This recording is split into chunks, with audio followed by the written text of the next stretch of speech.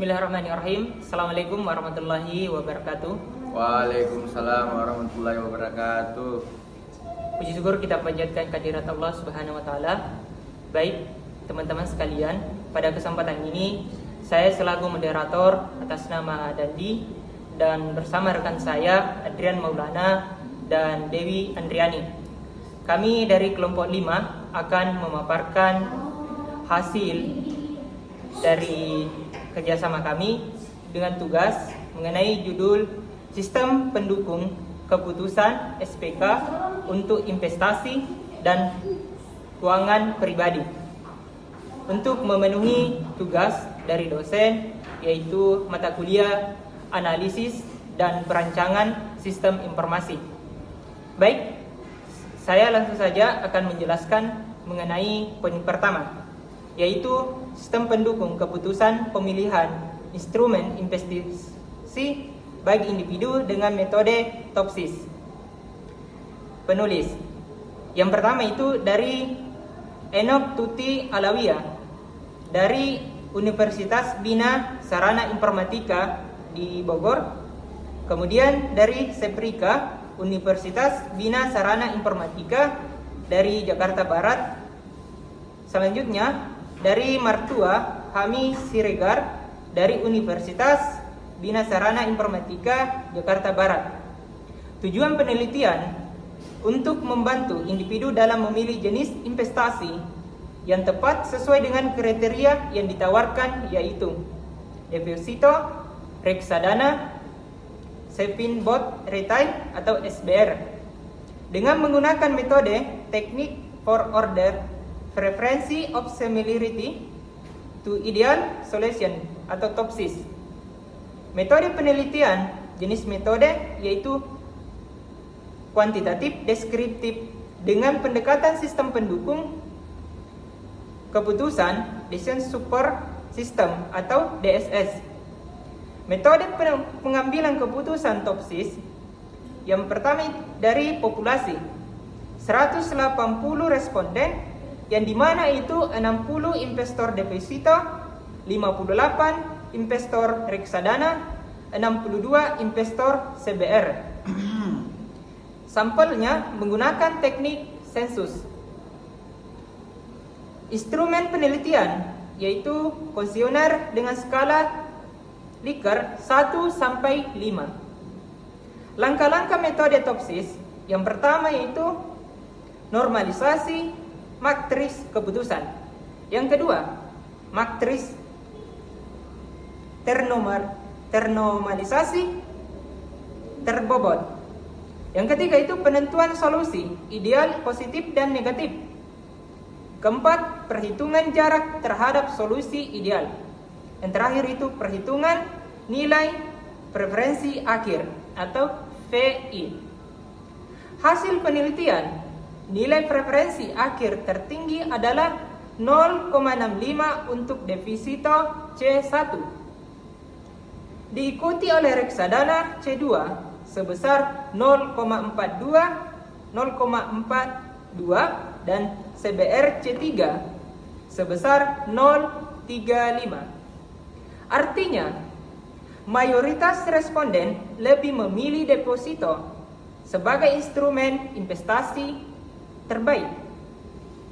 Kelebihan penelitian ini yang pertama itu menggunakan metode TOPSIS yang sistematis dan terbukti efektif dan pengambilan keputusan multi kriteria, memberikan solusi praktis bagi individu dalam memilih instrumen investasi yang sesuai, menggunakan data nyata dari investor yang telah berpengalaman.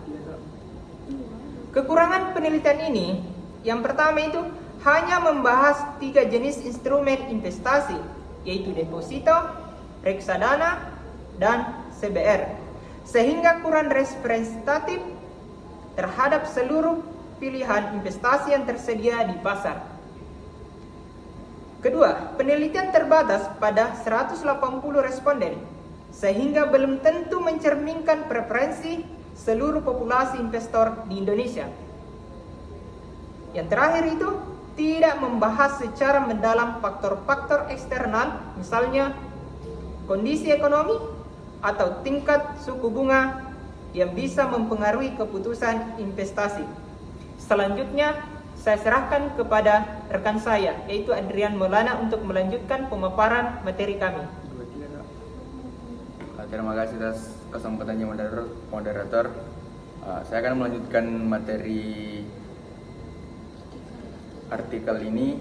Di poin kedua itu sistem pendukung keputusan dan dalam menentukan instrumen investasi yang tepat sesuai dengan profil risiko. Penulis Faisal Wahyu Nurmadan. Tujuan penelitian ini bertujuan untuk membantu pengguna dalam memilih instrumen investasi yang sesuai dengan profil risiko masing-masing individu guna menghindari kesalahan investasi akibat kurangnya literasi keuangan serta untuk mengurangi risiko keuangan pribadi. Metodologi penelitian, jenis penelitian ini rekayasa sistem dengan metode kuantitatif. Metode yang digunakan analisis hierarki proses atau AHP digunakan untuk menentukan prioritas dari alternatif investasi berdasarkan beberapa kriteria. Kriteria yang digunakan ada 4. Pertama, pengalaman. Kedua, jangka waktu. Yang ketiga, return. Yang keempat, tujuan investasi.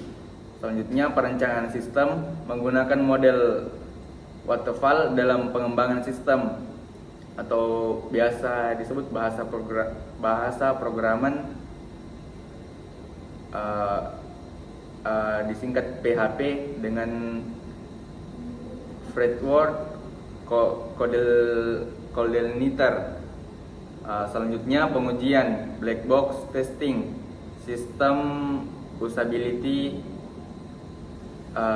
scale atau disingkat SUS untuk menilai kenyamanan sistem dari sudut pandang pengguna. Hasil penelitian AHP menunjukkan bahwa profil resiko konservatif adalah yang paling sesuai dengan nilai tinggi, yaitu 0,802. Yang kedua, pengujian dengan SUS skor menghasilkan rata-rata 83,68 yang tergolong acceptable dengan grade B dan rating excellent. Sistem yang ketiga, sistem berhasil merekomendasikan jenis investasi yang sesuai dengan profil risiko pengguna secara akurat dan dapat digunakan kembali.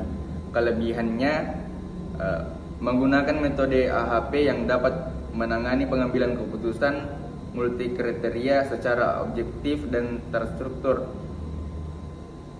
Di sini ada 3 kelebihan. Kelebihan selanjutnya itu sistem dibangun berbasis web yang user friendly dan mudah digunakan. Yang ketiga, pengujian sistem membuktikan bahwa pengguna menerima sistem dengan baik atau skor usability tinggi. Kekurangan, jumlah kriteria masih terbatas, hanya 4 kriteria sehingga bisa diperluas agar hasil lebih komprehensif. Profil risiko hanya dibagi 3, konservatif, moderat, agresif. Padahal di dunia nyata lebih beragam. Yang terakhir, belum diuji pada populasi pengguna yang lebih luas untuk mengetahui validasi sistem secara menyeluruh. Selanjutnya, yang ketiga, Deleuze Super System for Personal Financial Analysis. Penulis Pradip Sangyos Suparkon Lamampron, didukung oleh Raja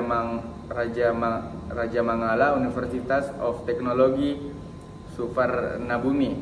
Tujuan penelitian mengembangkan sistem pendukung keputusan Decision Support System atau disingkat DSS untuk analisis keuangan pribadi,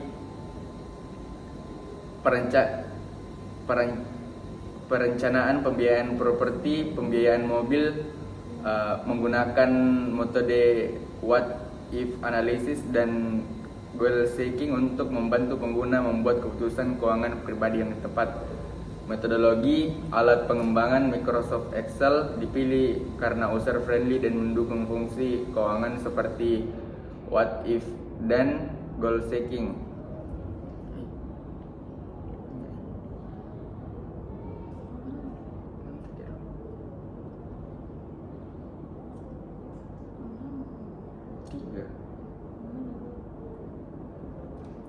Struktur sistem, user interface, interaksi manusia, komputer, database, tempat penyimpanan data input pengguna, model base, rumus matematika dan logika keuangan analisis. Metode analisis, what if analysis, menghitung perubahan output berdasarkan perubahan input.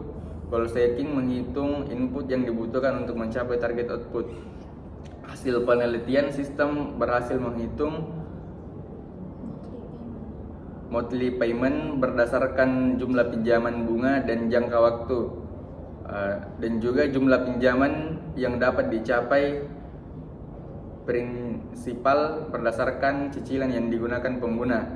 Kelebihan dari metode ini mudah digunakan dengan antarmuka berbasis Excel, fleksibilitas untuk digunakan oleh pengguna baru maupun yang sudah mahir, menggunakan dua metode analisis yang umum dan efektif, praktis untuk pengambilan keputusan keuangan pribadi seperti kredit, rumah, dan mobil. Kekurangannya terbatas pada Excel, kurang cocok untuk pengembangan skala besar atau pengguna non-teknis, dan tidak ada pengujian langsung dengan pengguna atau user testing atau metrik evaluasi seperti usability scale. Input data masih sederhana, belum mempertimbangkan faktor kompleks seperti pajak, asuransi, atau fluktuasi pendapatan, dan juga belum ada integrasi dengan data keuangan real time atau profil risiko pengguna. Mungkin itulah tadi materi saya serahkan kembali kepada moderator. Baik, terima kasih rekan. Selanjutnya kami silahkan kepada rekan kami yaitu Dewi Andriani. Kami silahkan. Terima kasih moderator. Saya akan melanjutkan artikel yang telah kami kerjakan, yaitu yang keempat, pengaruh literasi keuangan terhadap keputusan investasi dengan lifestyle sebagai variabel moderasi di Kota Pekanbaru. Penulisnya Suci Pratiwi, Agus Seswandi, Donald Devi Amnanata. Tujuan penelitian untuk menganalisis pengaruh literasi keuangan terhadap keputusan investasi serta melihat apakah gaya hidup atau lifestyle dapat memoderasi hubungan tersebut pada dosen Fakultas Ekonomi dan Bisnis di Universitas Riau dan Universitas Islam Riau di Kota Pekanbaru. Metodologi penelitian yang penelitiannya itu kuantitatif, teknik analisis partial least square atau PLS. Sampelnya 118 responden yang mana dosen FEB Universitas Riau dan Universitas Islam Riau. Instrumennya itu kuesioner. Hasil penelitian yang pertama, literasi keuangan berpengaruh signifikan positif terhadap keputusan investasi. Yang kedua, gaya hidup tidak berpengaruh signifikan terhadap keputusan investasi. Yang ketiga, gaya hidup memoderasi hubungan literasi keuangan terhadap keputusan investasi tetapi tidak signifikan. Kelebihan penelitian yang pertama memberikan bukti empiris bahwa literasi keuangan memiliki pengaruh kuat terhadap keputusan investasi. Yang kedua, menggunakan metode statistik modern atau PLS yang tepat untuk analisis multivariat. Yang ketiga, mengangkat gaya hidup sebagai variabel moderasi yang masih jarang diteliti dalam konteks ini. Adapun kekurangan penelitian, yang pertama, responden terbatas pada kalangan dosen di 2 universitas di Pekanbaru sehingga kurang generalisasi untuk populasi yang lebih luas. Yang kedua, gaya hidup hanya diuji secara umum tanpa memisahkan gaya hidup konsumtif atau hemat secara lebih rinci. Yang ketiga, pengaruh moderasi tidak signifikan sehingga hasilnya kurang mendukung hipotesis secara akurat. Yang terakhir, sistem pendukung keputusan pemilihan instrumen investasi menggunakan metode Simple Multi-Attribute Rating Technique atau SMART. Penulis Iksan Adriawan, Dian Asmarajati, dan Adi Suwondo. Tujuan penelitian mengembangkan sistem pendukung keputusan atau SPK menggunakan metode SMART untuk membantu investor pemula atau masyarakat umum dalam memilih instrumen investasi yang paling sesuai dengan profil, preferensi, dan risiko masing-masing. Metode penelitiannya yaitu jenis penelitian kuantitatif deskriptif, metode SPK atau SMART, sistem multi atribut rating teknik, pengumpulan data, studi literatur, wawancara pakar, kuesioner pengguna. Kriteria investasi yang pertama modal awal, jangka waktu, profit, individu, imbal hasil, risiko, tantangan pengalaman, dan fluktuasi. Pengembangan sistem, metode waterfall dan diuji dengan black box teksi. Hasil penelitian, sistem SPK berhasil membantu meranking instrumen investasi. Rekomendasi tertinggi skornya yaitu 0,756, yang mana obligasi saving, bond retail atau SBR, suku retail atau SR, obligasi negara retail atau ORI, dan suku tabungan atau ST. Disusul oleh reksadana pasar uang 0,701, deposito berjangka 0,696, emas digital 0,488. Kelebihan penelitian yang pertama, metode SMART sederhana dan cepat dibanding metode lain seperti AHP.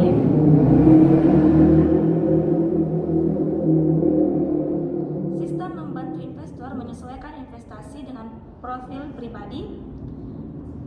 Yang ketiga, mengintegrasikan banyak kriteria dalam pengambilan keputusan. Yang keempat, sistem berhasil diimplementasikan dan diuji berjalan dengan baik.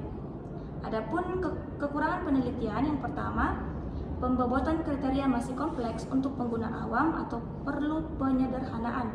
Yang kedua, belum ada uji konsistensi seperti apa metode AHP. Yang ketiga, hanya menggunakan data dari wilayah Wonosobo atau hasil belum digeneralisasi. Dan yang terakhir, tidak dibandingkan secara langsung dalam metode lain seperti TOPSIS atau SAW untuk validasi efektivitas. Saya serahkan kepada moderator. Baik, terima kasih. Itulah dari hasil pemaparan dari kami mengenai sistem pendukung keputusan SPK untuk investasi dan keuangan pribadi. Saya selaku moderator mengucapkan terima kasih. Demikian yang kami sampaikan. Akhir kata, Assalamualaikum warahmatullahi wabarakatuh. Waalaikumsalam warahmatullahi wabarakatuh.